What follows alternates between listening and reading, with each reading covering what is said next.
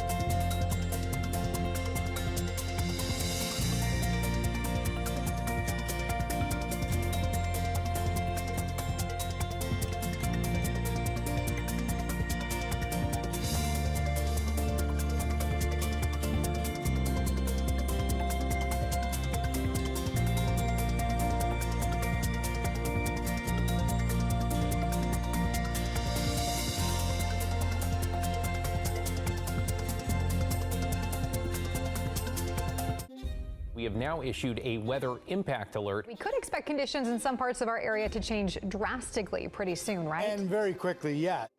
This is significant rainfall coming our way. You'll definitely want to be extra cautious. Certainly becoming increasingly hazardous.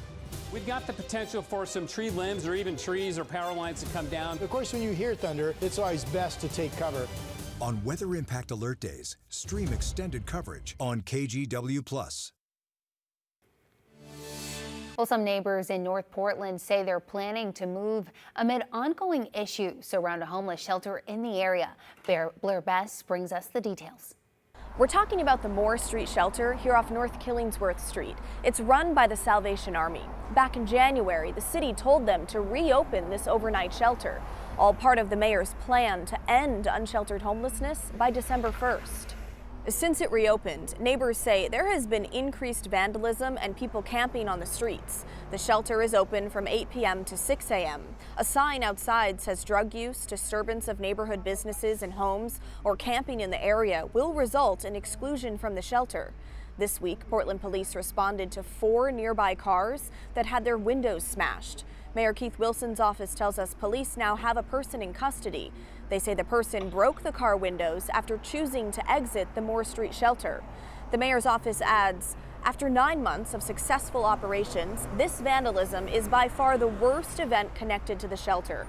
Moore Street Shelter has provided over 23,500 nights of safe, dignified sleep to our city's most vulnerable, contributing to a decrease in crime in the area compared to the 6 months prior to opening. However, neighbors see it differently. Once the shelter opened, everything completely changed. It's really reduced our livability, the safety of the neighborhood. I feel like the city cares more about these people who do drugs, who abuse themselves, who don't care about themselves or their society, and they don't care for tax-paying citizens. At what point do we go, nope, this is not okay? Now, those two women tell me because of their concerns with this shelter, they're now looking to sell their homes and leave the city. In North Portland, Blair Best, KGW News. Coming up at 8, the new developments this morning on the search for the Washington man accused of killing his 3 young daughters near Leavenworth. Plus, they give me only bad publicity from the press. I mean, they're getting a license. I would think maybe their license should be taken away. President Donald Trump taking aim at the media. Why it's sparking new concerns about freedom of the press ahead at 8 o'clock.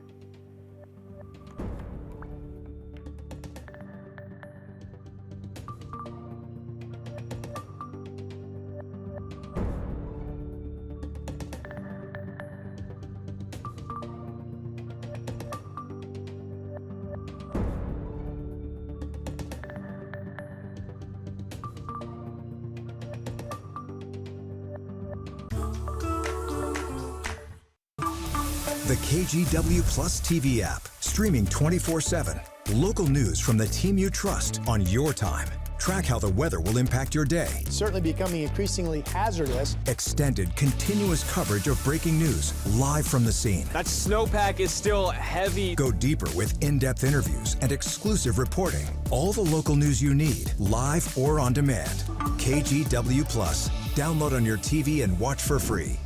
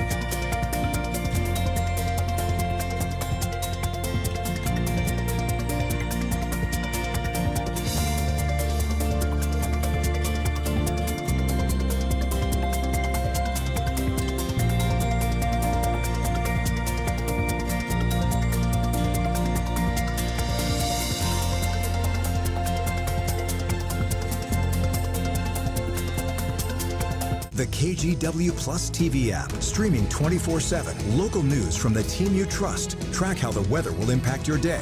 Breaking news live from the scene. All the local news you need. KGW Plus. Download on your TV and watch for free. On Weather Impact Alert Days, stay informed, prepared, and connected with KGW and KGW Plus. Coverage that alerts you to what's coming and how it will impact you. Watch extended weather coverage on KGW Plus.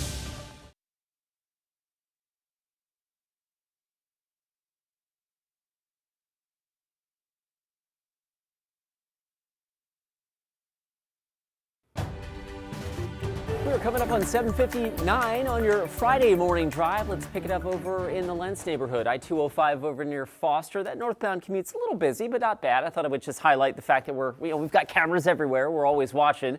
17 miles an hour is the northbound commute over on that side of town. We'll switch gears real quick, take you through Tualatin.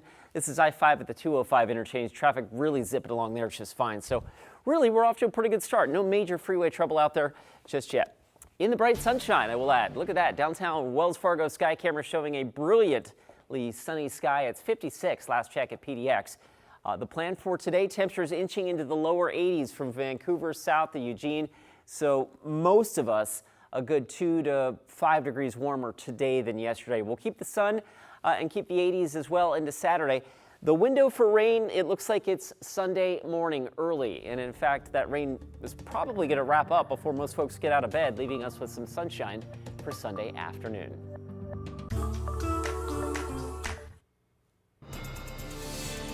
Michael Bivens put our community on edge. Now on KGW Plus, a former Portland journalist has been sentenced after vandalizing several places of worship and Black-owned businesses. How long he'll spend behind bars. Plus, the Chelan County Sheriff's Office believes it has found the body of Travis Decker, the man accused of killing his 3 young daughters near Leavenworth. What we're learning from officials this morning. Then, you know, the great frustration is Congress can fix this. Left out of crucial funding and programs, the Chinook Nation says it's time for federal recognition. What the status would mean for housing, language, and opportunity. And later.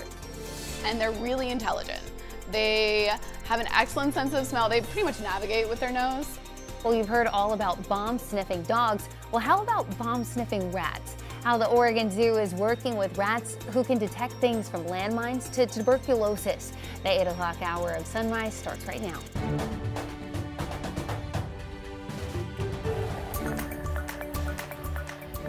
Good morning, and thank you for joining us live at 8 o'clock. I'm China Green. And I'm Corey Johnson in for Drew Carney today. Chris McGinnis is standing by for a look at your weather and traffic. It's a gorgeous start to our Friday. Ladies, check this out. The live look from our Wells Fargo sky camera. Well, somebody needs to get out there with a little squeegee, get some of that dust off it. That's like a little dust speck. Otherwise, flawless. Blue sky right now over downtown. It's 56 degrees now at the airport. We're 56 in Beaverton as well. Vancouver has warmed up to 57. And down to the south at last check, Salem also sitting at 56 degrees. All right, the plan for today, Friday, lots of sunshine out there. Temperatures in the upper 50s by 9 o'clock. I've got us in the low 70s at lunchtime, and we'll finish off the day a little warmer. Yesterday we hit 78. I've got Portland at 83 this afternoon. So take whatever you had on your backyard thermometer and add 2 to 5 degrees for that later today. Saturday still looks great. We do have rain in the weekend forecast. It looks like that window for rain is Sunday morning. I'll walk you through that coming up in just a few minutes. But for starters, let's check out the drive. And the drive is actually not in too bad a shape. I-5 from Clark County, 14 minutes gets you in from Main Street to the Fremont Bridge. You don't really hit any substantial slowing until you get down closer to Columbia Boulevard. A quick check of the drive on the west side, the inbound Sunset, about 22 minutes or so from Hillsborough. And this is a live look over in the Lentz neighborhood. This is at Foster, so I-205 northbound traffic running thick from about Johnson Creek Boulevard up to Powell. We're reaching hard to find the trouble spots out there, guys. I can tell you we're off to a pretty good start on this Friday morning. Thank you, Chris. Authorities believe that they have found the body of Travis Decker, the Washington man accused of killing his 3 young daughters. The Chelan County Sheriff's Office says human remains were found in a remote wooded area south of Leavenworth. That's where the search for Decker has been centered for months. Decker has been charged with 3 counts of murder and kidnapping for the deaths of his daughters, Peyton, Evelyn, and Olivia. He'd been on the run since June after he failed to return the girls to their mother following a scheduled visitation. Their bodies were later found near Decker's abandoned truck about 17 miles west of Leavenworth. The coroner will now have to officially identify the remains.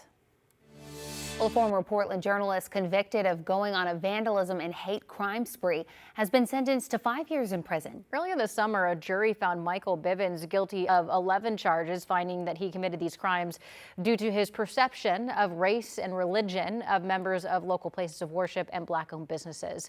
Alma McCarty has the story. More than 3 years ago, I believe it was over here, if I remember correctly. Staff at Congregation Beth Israel informed Rabbi Michael Z. Kahana of the anti-Semitic graffiti spray painted on the Northwest Portland synagogue. Just the day after Holocaust Remembrance Day, that it felt like this was no accident. The very next day, a stone was thrown through one of the windows into the temple library. Felt a very intentional statement of don't feel safe. Investigators linked these crimes to others, to more vandalism at another synagogue, to a fire started at the Muslim Community Center of Portland, and to a broken window at a Black-owned business. It was a strong sense of hatred and rejection. Soon after, in May of 2022, Portland police arrested this man, Michael Bivens. Rabbi Kahana? Rabbi Kahana shared a statement at Bivens' sentencing Thursday afternoon. Michael Bivens put our community on edge. Andy Green spoke on behalf of the Muslim Community Center. Yeah, I feel horrible for you. I really wish there was more that I could do for you. Save your pity for the weak. Stop. Save your pity for the weak. Stop. And Bivens expressed only this when given a chance to speak. From the autobiography of President Richard Nixon, page 872. It was Robert Kennedy who authorized the first wiretaps on Martin Luther King. The judge ultimately sentencing Bivens to 5 years in prison and 5 years probation after a jury found him guilty of arson, criminal mischief, and bias crime in July. This should be a very clear message that this office takes hate crimes such as this very serious. That anxiety doesn't go away because one person is incarcerated.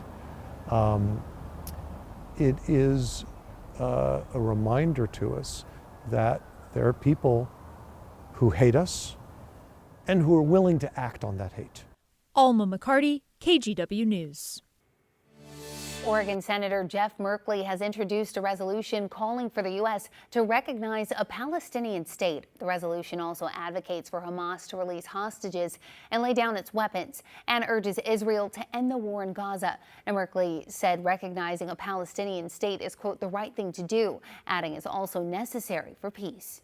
ICE is responding to the city of Portland issuing land use violation against their facility on the south waterfront. Portland Mayor Keith Wilson says as recently as May, ICE had been holding people longer than 12 hours, which is against the conditions of the permit. A Homeland Security spokesperson said that they've taken action, including increasing staff, to ensure detainees are not held for more than 12 hours at the Portland site before being moved elsewhere. They went on to say, quote, another day, another sanctuary politician attempting to prevent the brave men and women of ICE from removing the worst of the worst, including rapists, murderers, pedophiles, and gang members in the U.S. Washington Senator Maria Cantwell is calling on the Supreme Court to halt President Donald Trump's tariffs. At a news conference, she claimed the president's tariffs will force small businesses to lose jobs and money, adding that only Congress has the power to implement the tariffs, not the president.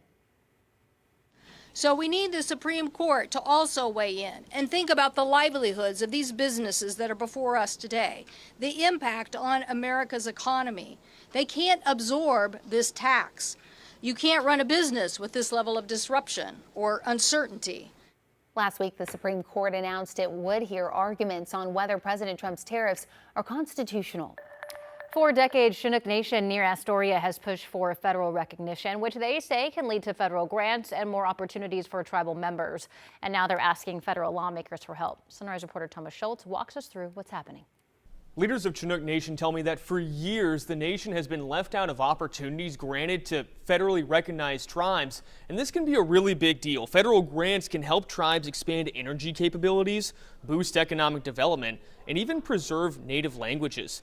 There are also housing programs to help tribal members who are homeless or have substandard living conditions, but that help is only available to members of federally recognized tribes. Chinook is not federally recognized, though at one point it was, back in 2001, dating back to the Clinton administration, which granted Chinook federal recognition. Though a year later, once George Bush became president, the ruling was reversed, with the federal government concluding Chinook did not meet all the criteria to be recognized as a tribe. One of the hardest things about being in the elected role that I am in currently is the telephone calls that you get from members who have a need that you know you could resolve or assist in a really different way if Chinook had its federal acknowledgement clarified. The leader of Chinook Nation, Tony Johnson, says he's pushing delegates in Washington and Oregon to come up with legislation providing Chinook federal recognition. We reached out to delegates all across Oregon. Senator Ron Wyden's office got back to us and said that the senator is crafting legislation and working on it that would have support in Washington. In the newsroom, Thomas Schultz, KGW News. We'll take a look at this new art exhibit at Portland State titled Storywork.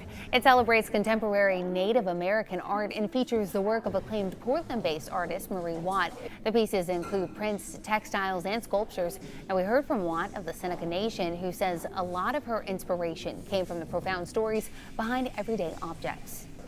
I was working with a friend, and he was like, oh, that blanket reminds me of my grandmother, and he kind of started going into story, and I quickly realized that blankets are markers for memory and story, and in a way we're received in blankets, and we depart this world in a blanket.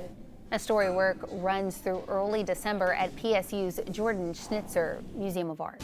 Your time now is 8:09. Let's head over to Chris McGinnis for a look at the weather. How about a beautiful look at the Vancouver waterfront from the Springs at the waterfront. Our live camera here looking down on the Columbia River, the Interstate Bridge. The traffic report forthcoming, but it actually looks good on that side of town. And of course, the sky mostly clear now. 57 last check at Pearson Airfield on the Vancouver side of the Columbia. Would take you down to Salem, our state capital, mostly clear down there as well. 56.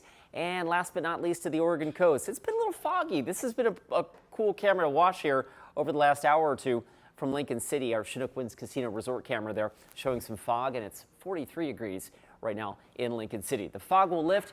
The beach forecast is nice if you're going to the beach this weekend for the final weekend of summer. It actually looks really nice today and tomorrow. There is some rain coming late tomorrow night, but it's going to be a fast-moving system. Taking out to the Columbia River Gorge. East Gorge a little toasty today. I've got the Dalles getting up to about 91 degrees. And then up and down the I-5 corridor, take whatever you got on your backyard thermometer yesterday and add about 2 to 5 degrees. Vancouver yesterday hit 79. Today I've got you at 83. Salem yesterday was 78. I've got Salem topping out at about 83 degrees as well. And the same holds true here in Portland. 78 at PDX yesterday. Today I've got us getting up to about 83 with full sunshine and, again, a little bit of a less breeze out there this afternoon.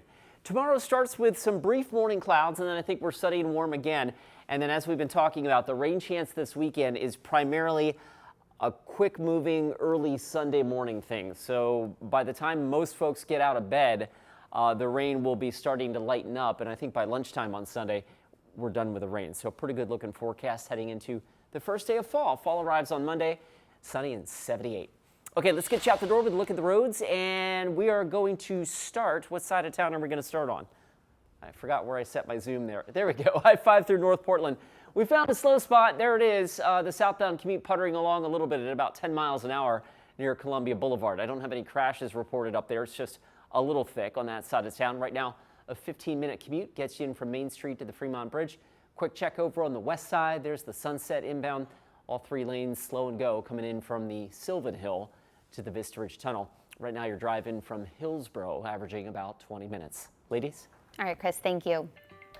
Now, these pouched rats are so good at what they do. They can check 100 samples for tuberculosis in just 20 minutes. And not only can those rats detect tuberculosis, they can also detect landmines. After the break, how the Oregon Zoo is working to teach visitors about the critters. Then later. After a packed trip here in the UK, President Trump making headlines on the flight home to Washington, intensifying a free speech debate. I'm Alice Barr in London with the latest details coming up.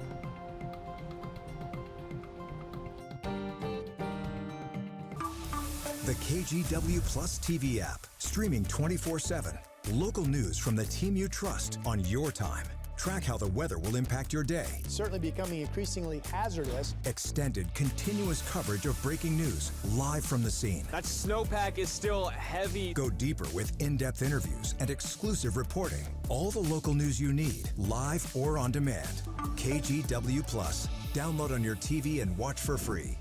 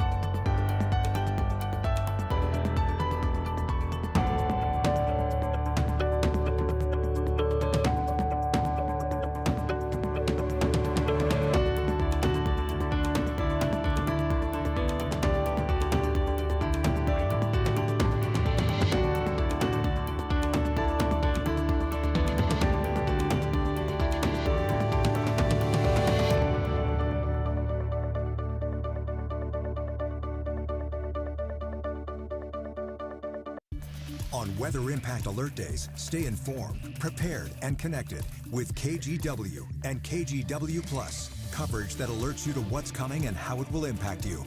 Watch extended weather coverage on KGW Plus.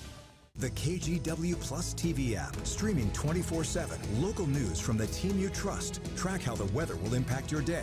Breaking news live from the scene. All the local news you need. KGW Plus. Download on your TV and watch for free. All right, so this morning we're talking about rats. Yay. And while you probably don't want to see the little critters in your house or on the street, the Oregon Zoo is hoping that their rats may change your mind. That's right. John Adams takes a look at how the zoo is training one species of rat to save lives. I grab her. With every sniff of their nose, pouched rats are changing the world. She's ready. And making things safer for humans. Find it. Meet Capri and Sun. These East African savanna pouched rats came to the Oregon Zoo in October 2024. Find it. And have spent the past year working with trainer Rachel Scrobot. And they're really intelligent. They have an excellent sense of smell. They pretty much navigate with their nose. These furry creatures can learn to do amazing things with their nose. Good. We were able to watch as Capri and Sun used their sense of smell to detect and uncover objects, a skill that can have many uses. Good. Since the late 90s, a group named Apopo has been training pouched rats to detect landmines in countries around the world. These hero rats are perfect for the job because they learn quickly and are too light to set off the bombs. Apopo rats are trained to detect TNT, and that's a component of landmines. And so they're set off into like a systematic grid, and then they detect that scent. In the past 25 years, rats working with Apopo have led to the discovery and removal of over 170,000 landmines in Cambodia, Zimbabwe, and numerous other countries. And in 2008, pouch rats proved they could accurately detect tuberculosis in much less time than humans. Now, these pouched rats are so good at what they do, they can check 100 samples for tuberculosis in just 20 minutes. It would take a lab tech 4 days to do that under a microscope. Field work won't be in the future for Capri and Sun. There we go. They have another job. Educating visitors to the Oregon Zoo about the valuable work these creatures can provide. People also see rats as kind of a nuisance animal, and they're really beneficial in a lot of ways. Scrobot has enjoyed working with these animals and seeing people's perception about them change as they see Capri and Sun up close. It's really special, really fun, and I love watching their reactions. And, you know, everybody like walks away smiling, so that's great. At the Oregon Zoo, Good. John Adams, KGW News. Good. The Savannah Bananas have swung into Seattle, known for their wild showmanship and fan-first fun. It's baseball like you've never seen it.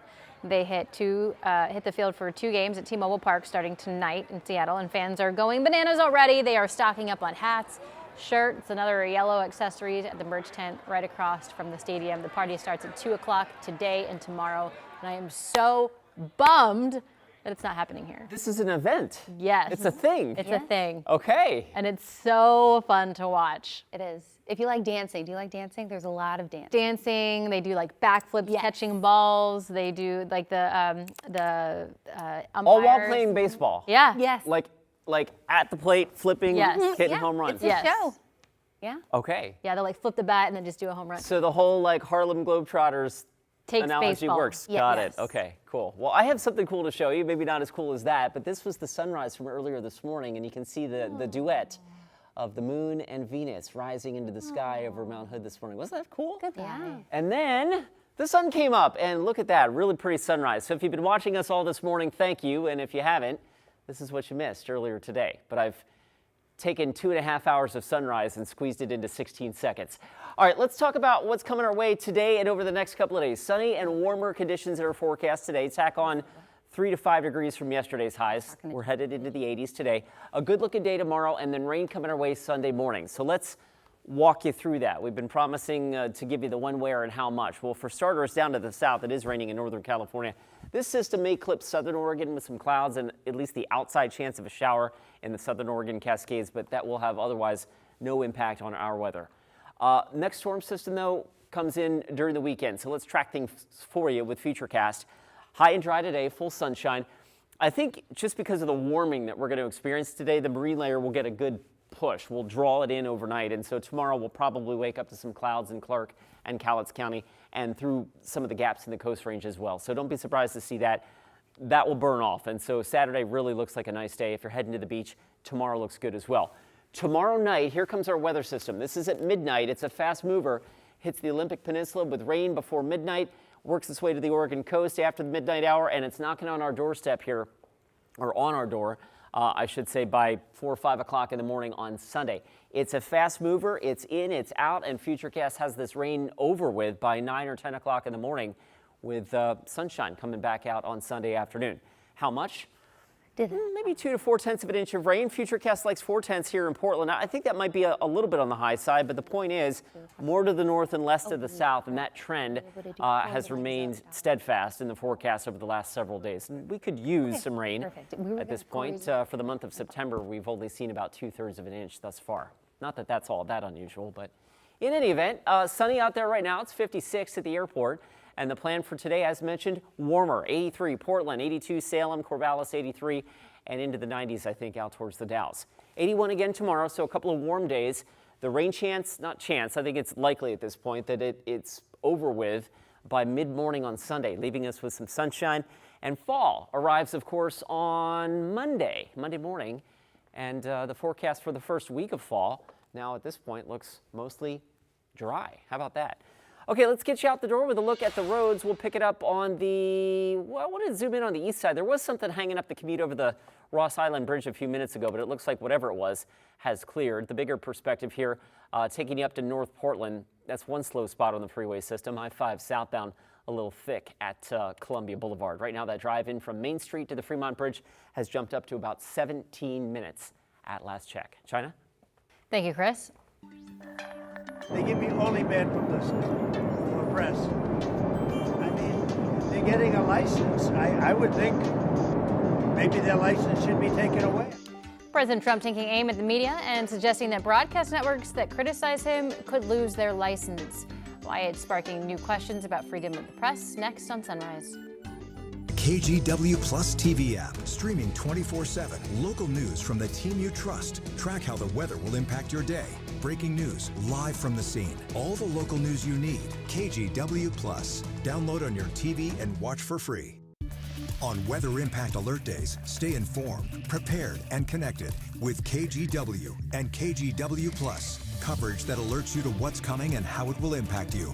Watch extended weather coverage on KGW Plus.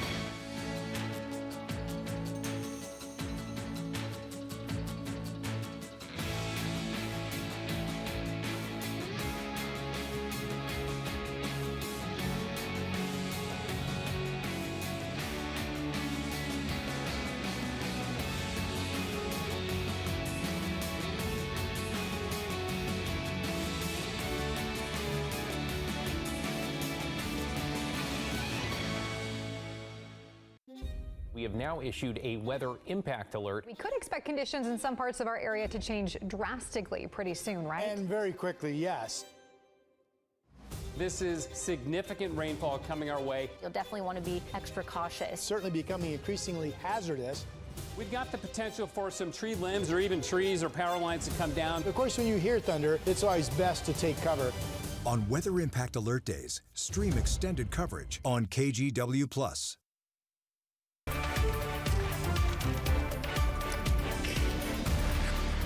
President Trump is back at the White House this morning after spending 2 days in the United Kingdom. And today he's expected to have a key call with the Chinese president on trade, as well as the future of the popular social media app TikTok. NBC's Alice Barr brings us the latest from London. President Trump is back in Washington, leaving behind his royal reception in the UK and diving into domestic debate. On Air Force One, suggesting broadcast networks he says are against him could lose their licenses. They give me only bad publicity from the press. I mean, they're getting a license. I would think maybe their license should be taken away. It would be up to Brendan Clark. A reference there to the FCC chairman who criticized ABC late night host Jimmy Kimmel and hinted at potential action shortly before the network indefinitely pulled the show off air over these comments. The MAGA gang desperately trying to characterize this kid who murdered Charlie Kirk as anything other than one of them and doing everything they can to score political points from it. The issue stirring free speech questions at a press conference alongside UK Prime Minister Keir Starmer, himself facing criticism from some on the right. We need free speech in the UK because we've not had it for a long time. While Trump protesters we spoke to accused him of silencing critics. If he doesn't like somebody, he gets rid of them. The president and prime minister also pressed on the intensifying war in Gaza, with the UK preparing to officially recognize a Palestinian state. I have a disagreement with the prime minister on that score. While Starmer nudged the president to ramp up pressure on Russian President Putin to end the assault on Ukraine. President Trump turning today to a call with China's President Xi Jinping, looking to close a TikTok deal to keep the popular app available to millions of American users.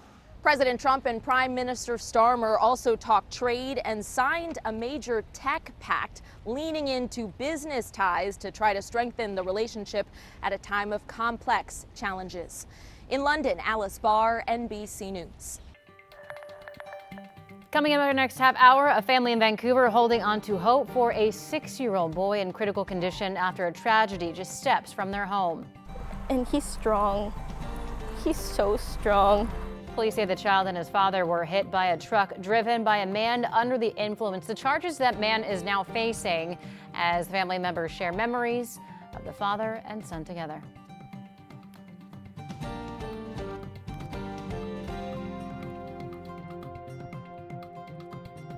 On Weather Impact Alert Days, stay informed, prepared, and connected with KGW and KGW Plus. Coverage that alerts you to what's coming and how it will impact you.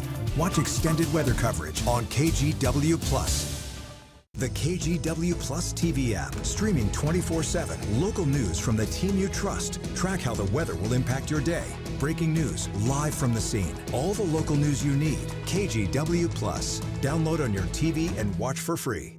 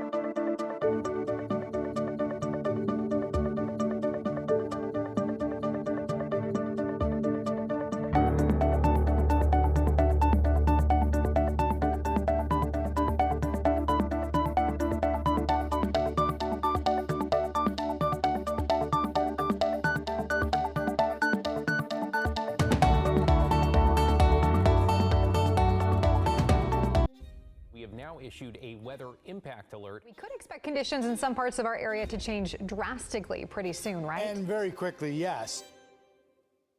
This is significant rainfall coming our way. You'll definitely want to be extra cautious. It's certainly becoming increasingly hazardous.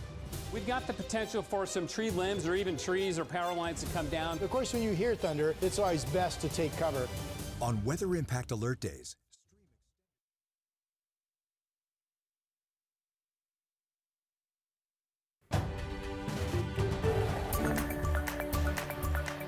Good morning, I'm China Green. Authorities believe that they have found the body of Travis Decker, the Washington man accused of killing his 3 young daughters. The Chelan County Sheriff's Office says human remains were found in the remote wooded area south of Leavenworth. That's where the search for Decker has been centered for months. The coroner will now have to officially identify the remains.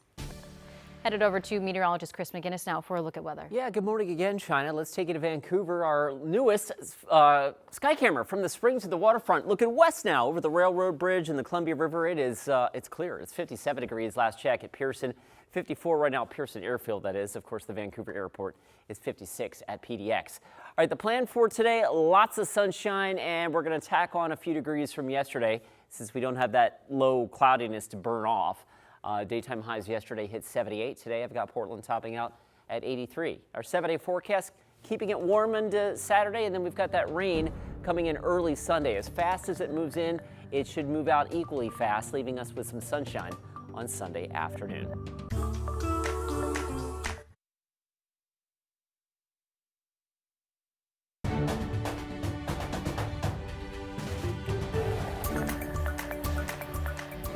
We start the 8:30 half hour of Sunrise with this.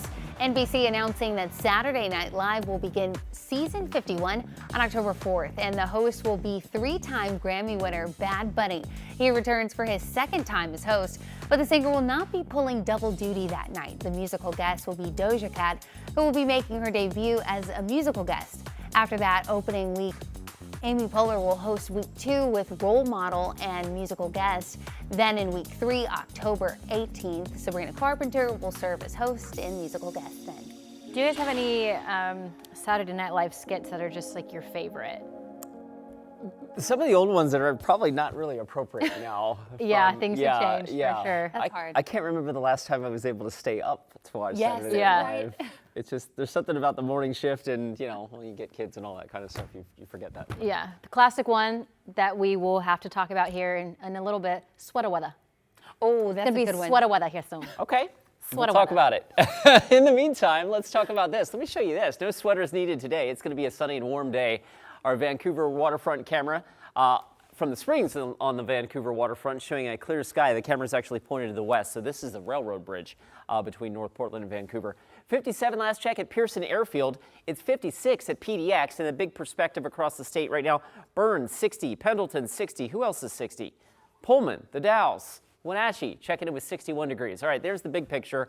Now zooming in on our Portland-Vancouver metro forecast for today. Specifically, warmer than yesterday. We don't have those low clouds to burn off, so the sun can do all its work to warming the temperature, and so we will respond accordingly. I've got us topping out at 83 degrees this afternoon. We are tracking weekend rain, and I will tell you when, where, and how much coming up in just a few minutes. All right, let's get you to the drive. In North Portland, we've got some trouble now on I-5 southbound near Lombard. It looks like the on-ramp so I-5 southbound near the on-ramp from Lombard to I-5 south. We've got the right lane and the center lane blocked right now, and so traffic is backing up a little bit around that. Here's the look up around the Expo Center. So folks crossing the interstate bridge are zipping right along, and then all of a sudden you hit the traffic. So the 20-minute commute is mostly between the Expo Center and that crash near Lombard. Outside of that, guys, the rest of our freeway system is in pretty good shape. All right, thanks, Chris. Now to an update on the Vancouver father and son who were hit by an impaired driver while walking home from a bus stop. Vancouver police have redacted their statement that the boy was killed in the crash. He remains in critical condition. However, his father has died. Devin Haskins has more after speaking with the victim's family. He was such a great dad. Standing outside her parents' Vancouver home, Natalie Quevedo Sanchez holds 3 photos. All 3 show the love of a father and his son. He would do everything with Joshua. His day off, it was for Joshua. Joshua is 6 years old. He is the silliest kid ever.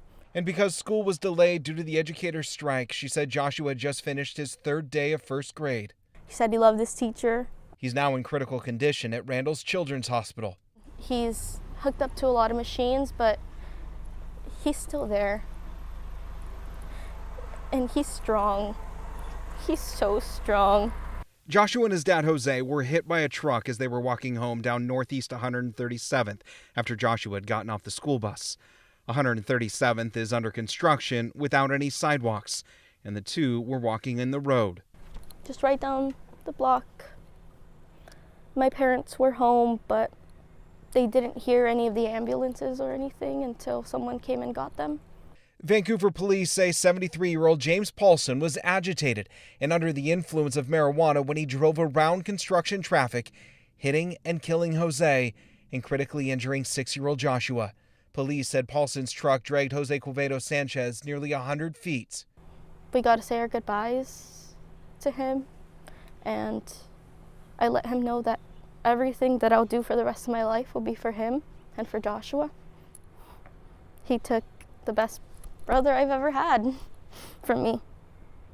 A brother she adored. I don't know what life is going to look like, but I know that it won't be the same. Devin Haskins, KGW News. Your time now is 8:34. This morning, we're hearing from one of the survivors of a fire that destroyed an Aloha apartment complex. Heather Fenner tells us that she was lucky to escape with her son, especially because she's deaf and couldn't hear the alarm. Fenner was asleep on her couch Wednesday morning when she says she woke up to the smell of smoke and opened her eyes to the sight of flames.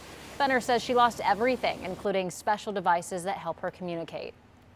I saw the smoke in the morning when I woke up from my couch. She's right there. It's gone. Everything burned down. I feel very lost. The fire displaced 17 people. Fenner is staying in a hotel, and authorities say the fire was likely caused by improperly discarded smoking materials. In Columbia County, a wrestling coach has been arrested on child sex abuse charges. 24-year-old David Rubio, who was a state champion wrestler, is accused of luring a minor and trying to get them to send him sexually explicit photos. Now, police say Rubio met the victim at a wrestling clinic he coached at.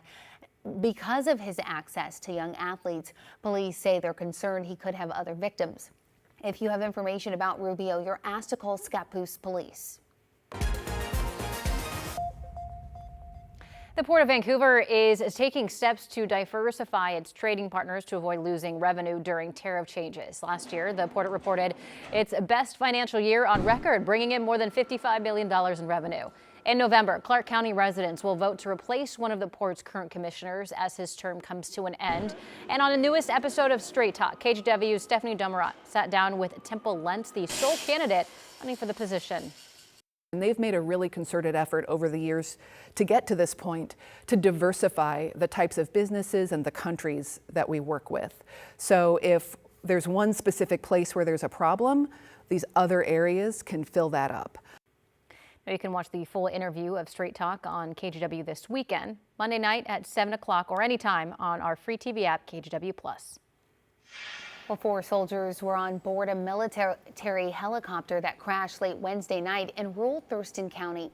The coroner says it's being treated as a death investigation. The Army is referring to the crash as a mishap.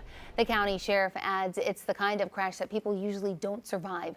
The crash also sparked a wildfire that burned roughly an acre. Since yesterday, the University of Portland has been holding a 24-hour ceremony to honor the nation's prisoners of war and the service members missing in action. Members of the university's Air Force and Army ROTC programs will stand watch at Praying Hands Memorial until 11:30 this morning. We talked to one of the organizers who told us it took months of work and that they are proud of what they put together. There's a lot of people out there who made a huge sacrifice, and I'm about to join a service where there's a lot of honor in it, and there's a lot of people who suffered. And so I want to be able to make their sacrifice worth it. The vigil wraps with a wreath laying on and words from retired Air Force Colonel Mike Burton, who served 38 years in the military and 5 terms in the Oregon legislature. Well, in East Multnomah County, the Reynolds School District is negotiating with its teachers to institute furlough days. Yeah, the teachers union rejected a tentative agreement that would have implemented 10 furlough days. Sunrise reporter Thomas Schultz has more on what union leaders are saying. Union leaders tell me 10 furlough days would knock their pay by 5%. This comes after the Reynolds School District slashed the budget by 20% just last May, which adds up to $25 million in cuts. More than 100 teachers were laid off as well. Even after the cuts, union leaders say district officials told them furloughs were still needed because they have a $5.5 million deficit now. Since then, the two sides have bargained over what that means for educators. Negotiations were expected to continue last night, but they didn't happen. Union leaders say bargaining comes after the district awarded tens of thousands of dollars in raises to 2 administrators. Now teachers want more clarity over the budget. In order to move forward, there's going to have to be a lot more transparency on how they get to a $5.5 million deficit, where they get those numbers. We reached out to the district for comment, but didn't hear back. Fuller says administrators told the union if furloughs do not happen, there will be dozens more positions cut. So clearly, still a lot to come. From Reynolds. Corey, China. That was our Thomas Schultz reporting for us. All right, your time now is 8:39. Head over to Chris McGinnis for a look at weather as we take a live look outside. It looks like I'm seeing nearly completely blue skies out there. Is that right? Yeah, you know, yesterday right? we had the clouds, right? Yes. So, yeah, your eyes do not deceive you. Yesterday we had the clouds. Today the sun doesn't have to spend its energy burning the clouds off. So that ultimately will lead to a warmer forecast today. I wanted to take you up into the Cascades because this is a good shot up at 6,000 feet on Mount Hood and Timberline Lodge to see a little haze and wildfire smoke in the air. I know Matt Zaffino touched on this last night from the Bear Gulch fire burning up in the Olympic Peninsula. The prevailing wind direction across the northwest today at mid-levels of the atmosphere is generally going to be out of the north. So it's possible that we bring some of that smoke again down into our sky, not only this afternoon, but maybe even into tomorrow until we get a wind shift to kick that out. So just be on the lookout for that. Oh, hey, who's moving the waterfront camera? That's cool. We've got some barge traffic, some ship traffic out there. 57 degrees last check at Pearson Field. Still foggy in Lincoln City, 45 there. The fog and the low cloudiness at the beach will lift today eventually for some sunshine. That story gets up to near 70 degrees, I think, this afternoon. Columbia River Gorge, especially the east end, a little toasty. The Dow's getting up to about 92, a little breezy as well. West winds 10 to 15. And as we've mentioned, since we don't have the marine layer to burn off this morning, the sun will be able to spend all of the energy on warming us. So take whatever you saw in your backyard thermometer yesterday and add 2 to 5 degrees to it. I've got Vancouver topping out at 83. Yesterday, Salem was 78. Today, I've got you at 83 degrees as well. And here in the Portland metro area, again, 78 yesterday will go to about 83 this afternoon under a mostly sunny sky. All right, real quick. Whoa, that was really quick. I'm going to have to go back and do it again. There is a band of rain that comes through here late Saturday night and early Sunday. I will walk you through that with Futurecast in just a couple of minutes, but it's not a washout of a weekend. Just be prepared that the first part of Sunday will be a little wet, and then we'll dry it out after that. We'll take a closer look coming up in about 8 minutes. Okay, let's get you out the door. One trouble spot on the roads in North Portland. It appears that crash has just cleared. There was a crash on the exit ramp to Lombard. That's out of the way, but now the drive's still running a little thick. And by Friday standards, this is slow. I-5 southbound right now near the Expo Center, puttering along at about 12 miles an hour. So 20 minutes gets you in from Main Street south to the Fremont Bridge. Corey? All right, thanks, Chris. But it's also just a beautiful place to sit on the bench and take in the views, to listen to the stream, to walk through the woods. Well, this may remind you of Portland's landmark, the Pittock Mansion, but the Elk Rock Garden, just south of downtown, has its own history and scenery to offer. We'll take a look just after this. Hey, I'm Blair Best, and we hope you've been joining us for The Story each weeknight at 6:30. If you've got a story idea of your own, email us at thestory@kgw.com or call and leave us a voicemail, 503-226-5090. We'd love to hear from you. Have a great morning, and I'll see you tonight. The KGW Plus TV app, streaming 24/7. Local news from the team you trust on your time. Track how the weather will impact your day. Certainly becoming increasingly hazardous. Extended, continuous coverage of breaking news live from the scene. That snowpack is still heavy. Go deeper with in-depth interviews and exclusive reporting. All the local news you need, live or on demand. KGW Plus. Download on your TV and watch for free.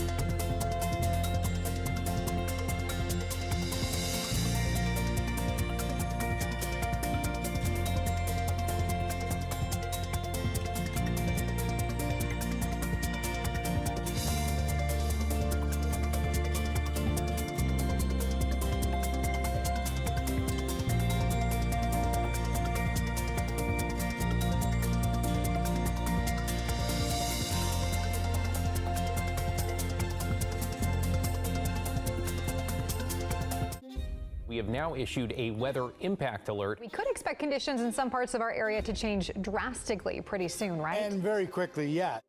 This is significant rainfall coming our way. You'll definitely want to be extra cautious. Certainly becoming increasingly hazardous. We've got the potential for some tree limbs or even trees or power lines to come down. Of course, when you hear thunder, it's always best to take cover. On Weather Impact Alert Days, stream extended coverage on KGW+.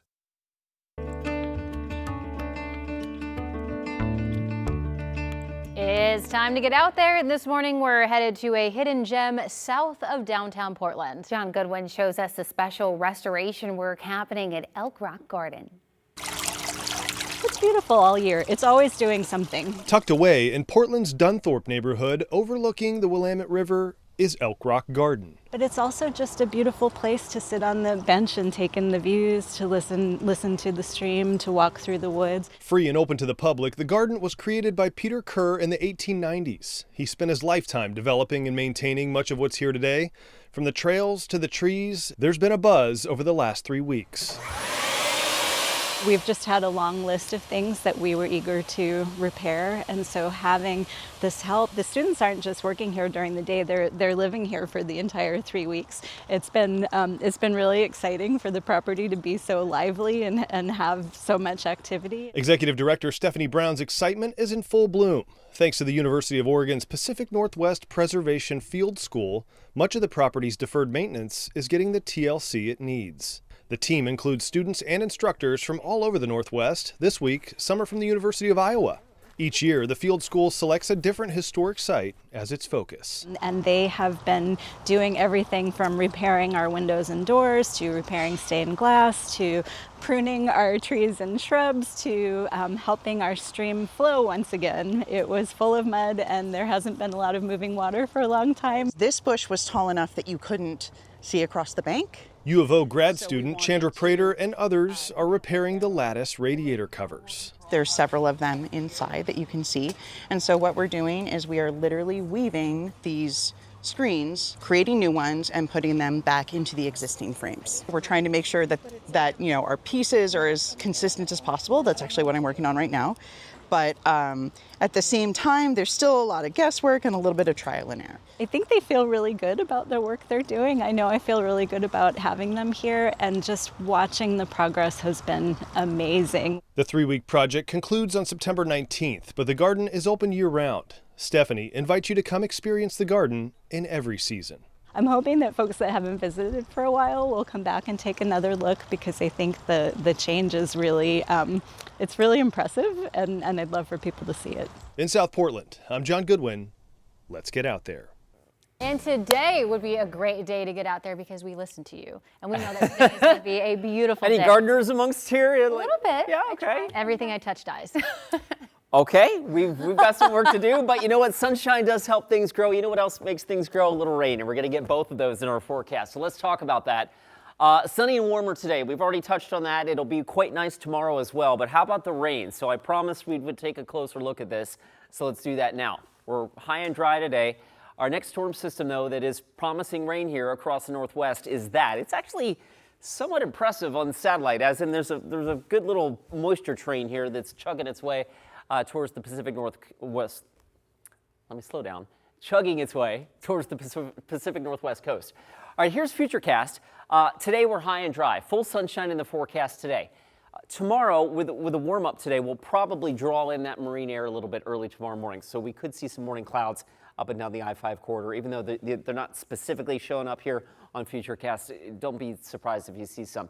Even the morning cloudiness at the coast tomorrow will burn off. So if you're going to the beach for the final weekend of summer, tomorrow looks like a good day. However, later tomorrow night, that system that we were just talking about moves in closer, and it's a fast mover. It's going to whip on into the area early Sunday morning. This is before most folks are awake, unless you work on this shift. It's going to be rolling on through the metro area sometime between about 4 and 8 a.m. And then Futurecast suggests that the showers are pretty much over by mid-morning. All right, how much rain are we looking for? The modeling has come up a little bit from 24 hours ago, but the trend is still the same. Higher amounts to the north, lower amounts to the south. In the heart of the metro area here, we're probably somewhere between 1/10 and 3/10 of an inch of rain out of this, and that would be good. As you can see here for the month of September, we're still a little light in terms of what we've actually accumulated for rainfall. Normal rainfall for the entire month of September is about 1.5 inches. So far, we've had about 2/3 of an inch. So we'll take what we can get. And beyond tomorrow, the forecast next week actually is turning out to be mostly dry. All right, we're dry. We're sunny out there right now. The live look from downtown Portland, 56 degrees at PDX. As mentioned, today will be warmer than yesterday. So yesterday we were 78. Portland gets up to about 83 today. The Gorge, East Gorge, certainly toasty out towards the Dalles at 91. And temperatures across central and eastern Oregon today will be in the mid-80s as well. Tomorrow remains sunny, although we may have some brief morning clouds. Sunday, the morning showers again, emphasis on morning. I think that rain probably wraps up sometime between 8 and 10, and we're left with a little sunshine. And going into the first week of fall arrives on Monday. It'll be dry and warm. We've taken rain chances out of the forecast for the middle of next week. Okay, back to the drive. We have had past tense, a little trouble up in North Portland. The earlier crash on I-5 southbound near Lombard appears to be out of the way. However, we're running a little thick now on that I-5 south commute. So crossing the interstate bridge out of Clark County, that drive has spiked up to about 20 minutes at last check to get you in from Main Street to the Fremont Bridge. Again, most of that is eaten up with the backup from that earlier crash. Outside of that, the drive times are in pretty good shape. Check that out. You can get in from Wilsonville this morning if you're hopping on the road right now in 20 minutes. You can't do that Monday through Thursday, guys. Thank you, Chris. Oh, do we have some birthdays to celebrate today? We're going to start off with Walker, class of 2037. Ouch. Walker turning 7 today. Happy birthday. Now we have Samantha turning 9. All smiles there. She looks like she's having fun, maybe at Disneyland. And now we have Rhiannon turning 13, entering into teenagehood. And now we have Dennis. Dennis turning 67. Looks like he's next to a motorcycle, could be taking a joyride. Happy birthday. And hey, if you have a birthday that you want us to shout out, send an email to birthdays@kgw.com and we will celebrate with you.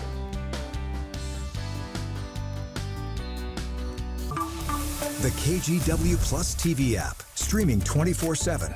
Local news from the team you trust on your time. Track how the weather will impact your day. Certainly becoming increasingly hazardous. Extended, continuous coverage of breaking news live from the scene. That snowpack is still heavy. Go deeper with in-depth interviews and exclusive reporting. All the local news you need, live or on demand. KGW Plus. Download on your TV and watch for free.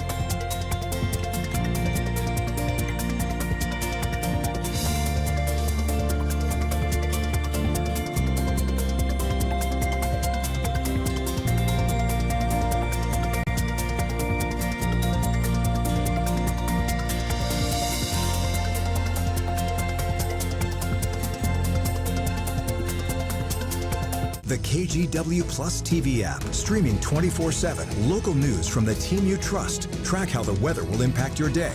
Breaking news live from the scene. All the local news you need. KGW Plus. Download on your TV and watch for free. On Weather Impact Alert Days, stay informed, prepared, and connected with KGW and KGW Plus. Coverage that alerts you to what's coming and how it will impact you.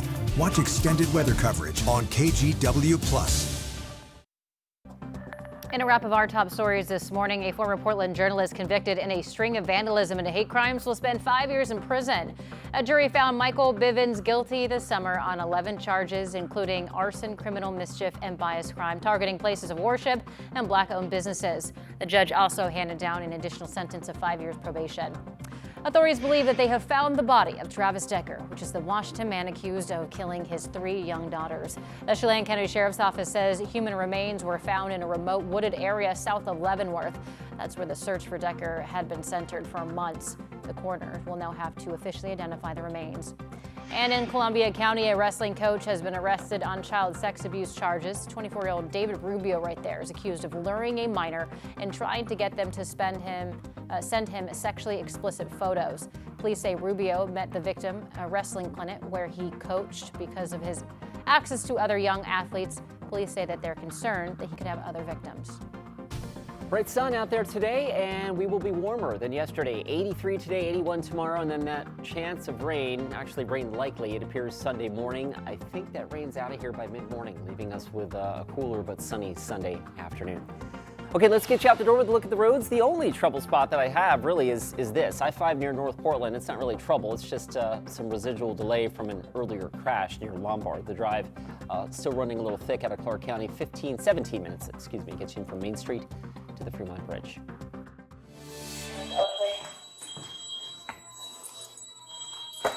You're a good boy. And before we go, take a look at this video out of Aurora, Illinois. A police officer was trying to rescue this dog named Oakley while his house was on fire. But when the officer tried to get Oakley to safety, he led him to his leash first. How adorable. Talk about a good boy. My goodness. Oakley, you gotta get out of there, bud. Right?